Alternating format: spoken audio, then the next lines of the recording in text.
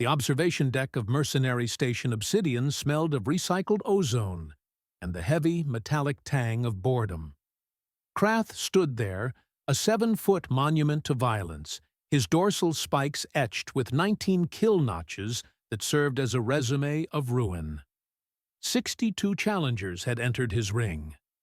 62 had been broken, none lasting more than 8 seconds against the Voran combat doctrine, a philosophy forged in fire and mother's milk. Perfection, as it turns out, is terribly monotonous. Then the humans arrived. They emerged from the airlock like disappointment wrapped in synthetic fiber. Soft skin, no claws, laughable bone density. They were a species that required environment suits for weather that others found mild, acting like they owned the stars after barely 2 centuries of spaceflight. Commander Vorgash, the station's 4-armed administrator who had traded his warrior's edge for administrative bloat, made the introductions.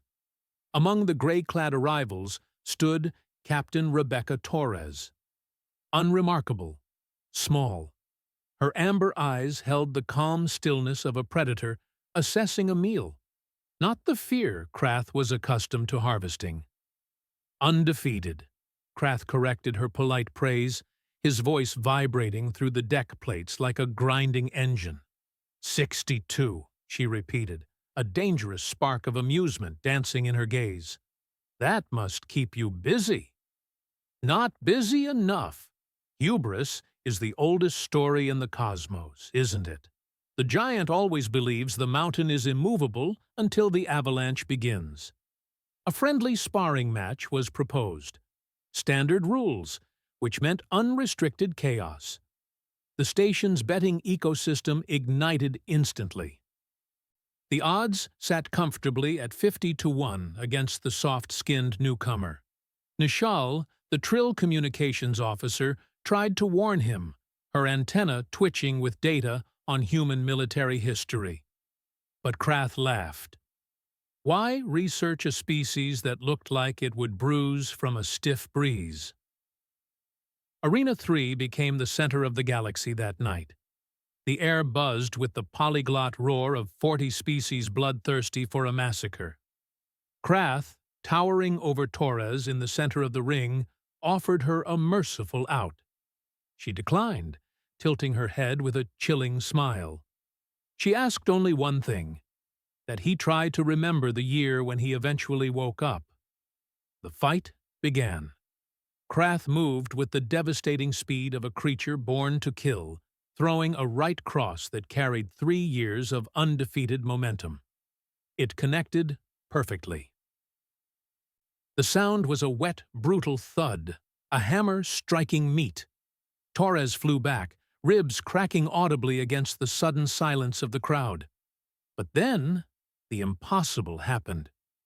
The human stood up. She didn't just stand, she smiled through blood-stained teeth. "Good hit," she wheezed, her posture shifting from casual to lethal. She spoke then of adrenaline, of the chemical storms human bodies brew when threatened, of ancestors who chased megafauna to death with nothing but persistence and pointed sticks. "We aren't strong, Krath. We're stubborn." Krath charged again, blind to the shifting tide. A fatal error. She stepped inside his reach, an elbow to the gut, a sweep to the knee, and suddenly the physics of the fight inverted. She was on his back, her arm locked around his throat in a lateral vascular neck restraint. It was simple biology, no blood to the brain, no consciousness. He thrashed, slamming her into the mat with all his mass. She held on, her broken ribs screaming, her grip iron. 3 seconds. 2. 1. The lights went out.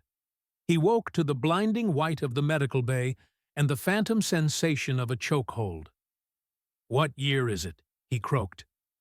"It is the same year," Vorgash sighed, looking at his security chief with pity. "You were out for 4 minutes. The fight lasted 31 seconds. Torres visited him later, battered but standing. She explained the mechanics of the blood choke, of leverage defeating mass. Fragile doesn't mean weak, she told him, a truth that shattered his worldview more effectively than her fist. It means we break easily, but we don't stop.